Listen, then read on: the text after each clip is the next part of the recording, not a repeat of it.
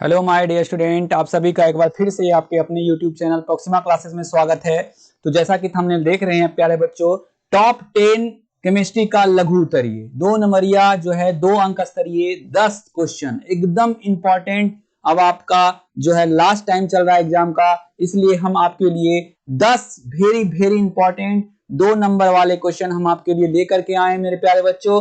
सिर्फ आप 10 मिनट का समय दीजिए, आपका ये 2 नंबर क्वेश्चन आपका कंप्लीट हो जाएगा। जैसा कि आप देख रहे हैं मेरे प्यारे बच्चों, पहला क्वेश्चन है कोलाइड क्या है। एकदम वीवीआई है, एकदम वीवीआई है मेरे प्यारे बच्चों, इसको वीवीआई कर दीजिए, एकदम इसको याद करके रखिएगा, ठीक है। एकदम कोलाइड क्या है पूछता है। कोलाइड क्या है कह रहा है डिफिनेशन मेरे प्यारे बच्चों, अब देखिएगा, वैसा पदार्थ ठीक है, वैसा पदार्थ जो वनस्पति झिल्ली या जंतु झिल्ली के द्वारा आसानी से विस्तृत नहीं होता है, आसानी से, ठीक है, आसानी है ये, ठीक है, आसानी से विस्तृत नहीं होता है, क्या कहलाता है, क्या कहलाता है मेरे बच्चों, कोलाइड कहलाता है, ठीक है। तो आप जानिएगा कि झिल्ली से जो आर पार नहीं होता है आसानी से, यानी कि उसको विस्तार नहीं कर पाएंगे, उसे हम कोलाइड कहेंगे। दूसरा नंबर क्वेश्चन आप देखिएगा, कह रहा है भौतिक अधिशोषण क्या है। कह रहा है भौतिक अधिशोषण क्या है, एक रासायनिक अधिशोषण होता है, आप दोनों याद कर लीजिएगा, ठीक है। कह रहा है जब अधिशोषण की सतह पर अधिशोष्य भौतिकी जैसे VWS बंधे होते हैं, भौतिक अधिशोषण कहलाते हैं, ठीक है। क्या कहलाते हैं बच्चों, भौतिक अधिशोषण कहलाते हैं। चलिए तीसरा नंबर क्वेश्चन आपके सामने है, देखिएगा, क्रांतिक ताप को परिभाषित करें। एकदम पूछेगा कि क्रांतिक ताप क्या है, ठीक है, क्रांतिक ताप क्या है आपसे पूछ सकता है, तो आप जो डायरेक्टली यही डिफिनेशन दीजिएगा।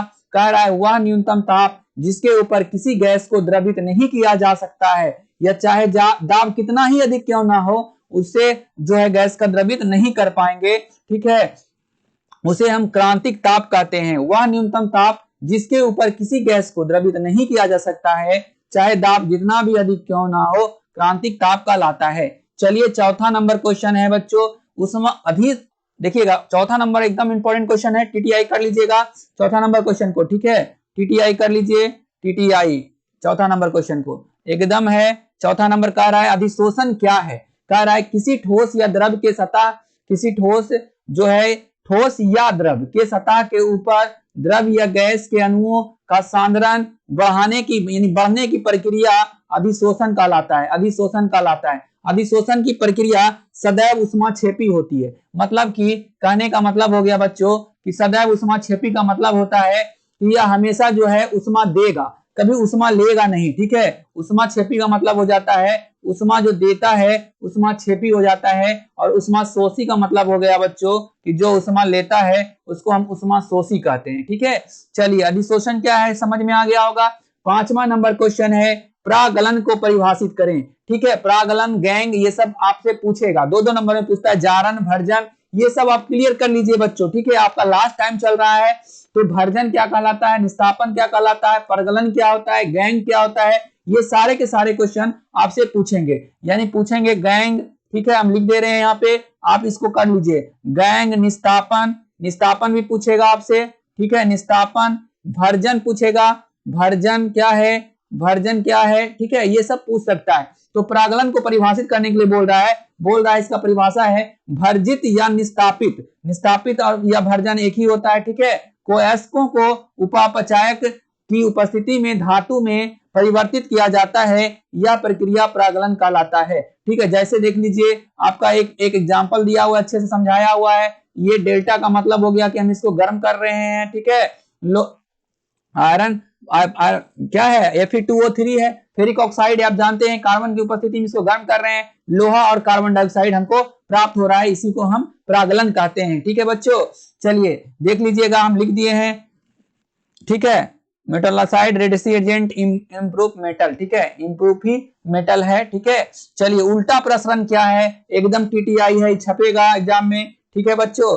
प्रसरण और उल्टा प्रसरण दोनों याद कर लीजिए, आपका 2 अंक एकदम कंफर्म है। उल्टा प्रसरण क्या है, कह रहा है यदि विलयन पर उसके प्रसरण दाब से अधिक दाब प्रयुक्त करें तो अर्ध पारगम झिल्ली से विलयन से विलायक का बहाव शुद्ध विलायक की ओर होने लगता है, इस प्रक्रिया को हम क्या कहते हैं? उल्टा प्रसरण कहते हैं बच्चों। इस प्रक्रिया को हम उल्टा प्रसरण कहते हैं, इसको आप याद कर लीजिएगा। चलिए 7वां नंबर VVI नहीं TTI कर लीजिए, एकदम हम आपके लिए एकदम टॉप 10 लाए हैं, ठीक है, टॉप 10। जैसे मैथ में अभी विशेषण लाए हुए हैं उसी तरह टॉप 10 लघु उत्तरीय लाए हैं। ब्राउनी गति क्या है? इस गति को सर्वप्रथम जो है अध्ययन रॉबर्ट ब्राउन ने किया था। देख लीजिए रॉबर्ट ब्राउन एक साइंटिस्ट था, उन्होंने ही अध्ययन किया। इसके अनुसार कोलाइडी विलयन में कोलाइडी ऊर्जा का निरंतर अनियमित टेढ़ी मेढ़ी गति को ब्राउनी गति कहते हैं। जैसे आप देखिएगा अगर कहीं पर आपका कांच टूटा हुआ है खिड़की का, तो वहां से आप देखिएगा प्रकाश जब आता है तो उसमें से धूल कण भी आएगा साथ में, ठीक है बच्चों।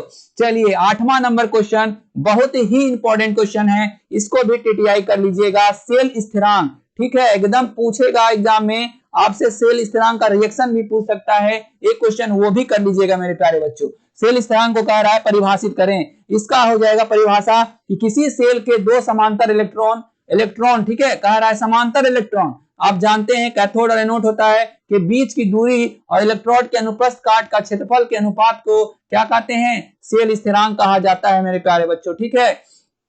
चलिए 9वें क्वेश्चन की ओर बढ़ते हैं। 9वां क्वेश्चन आपके सामने है, वैद्युत कण संचरण क्या है? देख लीजिए 9वां, वैद्युत कण, जो विद्युत में कण होता है उसका संचरण कैसे होता है, यही आपका ये डिफिनेशन है। कह रहा है कोलाइडी कण विद्युत आवेशित होता है, विद्युत क्षेत्र में यह कण विपरीत आवेश के इलेक्ट्रोड की ओर गमन करते हैं, यानी पॉजिटिव की ओर होता है तो निगेटिव की ओर गमन करता है, ठीक है, दोनों जो है विपरीत दिशा में गमन करते हैं। विद्युत क्षेत्र के प्रभाव से कोलाइडी कणों का विपरीत आवेश वाले इलेक्ट्रोड की ओर अभिगमन क्या कहलाएगा? विपरीत दिशा वाला कण संचरण कहलाता है, ठीक है बच्चों, क्या कहलाएगा? संचरण कहलाएगा। चलिए 10वें नंबर क्वेश्चन की ओर आते हैं और ये सेशन आपका कंप्लीट होता है। इसी तरह हम आपके लिए 10 दीर्घ उत्तरीय लाएंगे और फिर इसी तरह से छोटे अभी तक जब तक एग्जाम नहीं हो जाता हम आपके लिए 5-10 करके इसी तरह से लाते रहेंगे मेरे प्यारे बच्चों। तो आप 10वां क्वेश्चन से पहले आप जो इस चैनल पे नए हैं तो प्लीज चैनल को लाइक शेयर सब्सक्राइब जरूर कर लीजिए और हाँ बेल आइकन दबाना नहीं भूलें, जिससे आपको फटाफट नोटिफिकेशन आपके पास पहुंचते रहे। निछालन, देख लीजिए हम पहले ही बोले थे कि धातु से जो भी है अयस्क से संबंधित है वो क्वेश्चन पूछेगा, इसको आप TTI कर लीजिए, ताबड़तोड़ इंपॉर्टेंट है। यह अयस्कों की सांद्रण करने की रासायनिक विधि है। समानता निछालन के द्वारा वैसे अयस्कों का सांद्रण किया जाता है जो किसी उपयुक्त विलायक में विलय हो जाता है, परंतु अशुद्धियां अभिक्रिया नहीं करते हैं, निछालन कहलाते हैं। यानी अशुद्धियां जो अभिक्रिया नहीं करता है वही क्या कहलाता है? निछालन के रूप में बच जाता है, ठीक है, आप याद रखिएगा। तो आपका जो है प्रोक्सिमा क्लासेस जो है आप प्रोक्सिमा क्लासेस पे क्लास ले रहे हैं, हम कामना करते हैं कि आपका जो है 450 नंबर से अधिक आए मेरे प्यारे बच्चों। आपका टारगेट होना चाहिए 450 प्लस, ठीक है। चलिए अगर इस वीडियो को आप लास्ट तक देखे हैं तो आपका 450 प्लस आने का संभावना बहुत बढ़ गया है मेरे प्यारे बच्चों। इसी तरह से आप बात कीजिए, हम आपके लिए नए नए वीडियो लाते रहेंगे। आज के लिए धन्यवाद, थैंक यू।